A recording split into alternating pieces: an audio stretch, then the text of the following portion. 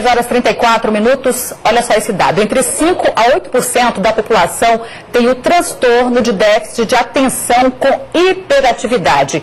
A estimativa da Associação Brasileira do Déficit de Atenção, e esse é o tema do nosso quadro Bom Dia Responde. Muitas pessoas são afetadas por essa doença e tem dificuldade para diagnosticar, né? Muitas crianças. Nem sabem, né? A gente está realmente discutindo esse assunto importante e nós vamos conversar com o professor de psiquiatria de residência do Hospital Geral de Goiânia, Dr. Cláudio Raime. Dr. Cláudio, bom dia, obrigado pela presença.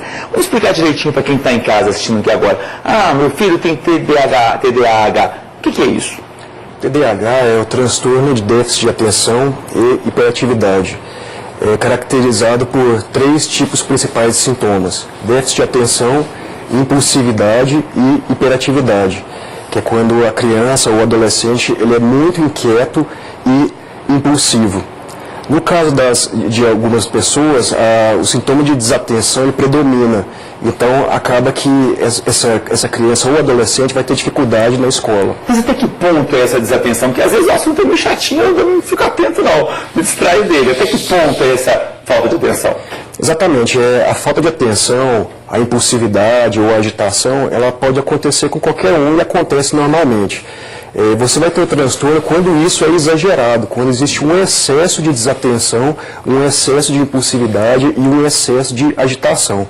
E aí o profissional ele vai se basear no que é o mais comum para aquela criança ou para aquele adolescente naquela faixa etária. Tá, o excesso seria o quê? Para eu ter uma noção do tamanho desse excesso.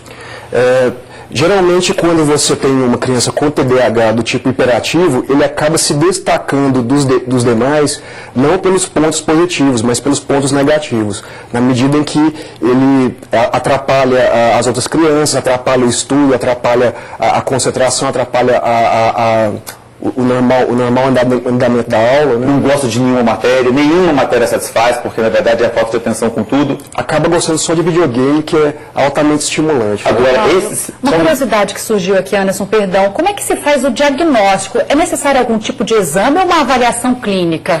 Então, nós não temos exames laboratoriais ou de imagem que fechem o diagnóstico. Então, o diagnóstico ele é feito pelo médico. O médico ele vai utilizar da avaliação clínica, da semiologia médica, psiquiátrica e realizar esse exame também através de escalas. Mas exames de imagem ou exames laboratoriais, eles só são previstos em situação de pesquisa científica. Eu posso estar enganado, não sei, Sueli, professor, se existe isso, mas quando a gente vê alguém desse jeito, a nossa característica muitas vezes é falar: esse menino é levado, bagunceiro, sem educação. Indisciplinado, a gente pensa logo. Porque ele não quer aprender, não quer estudar. Está errado. Esse menino ele pode ser sem educação, levado, bagunceiro e ter TDAH. E aí a gente acaba avaliando assim, classifica assim e deixa para lá, né? Exatamente. Acontece que as crianças com TDAH, elas têm uma dificuldade muito maior na capacidade de aprender com a educação, aprender com o ensino e seguir regras, limites. Tá vendo, então, professores, pais, parentes, vamos prestar mais atenção nesse assunto, nesse detalhe, nesse transtorno, que você pode ajudar muito mais a criança. Então, professor, continua com a gente daqui a pouquinho? Pode ser? Então, o nosso e-mail está aí para você mandar a sua pergunta também, nos ajudar a tirar essa dúvida, até para ajudar essa criançada também. E como é que faz, né, quando chegar na fase adulta? Tem também aqui o nosso WhatsApp e o nosso aplicativo QVT. Daqui a pouquinho o professor Cláudio volta com a gente. Então, até já, professor.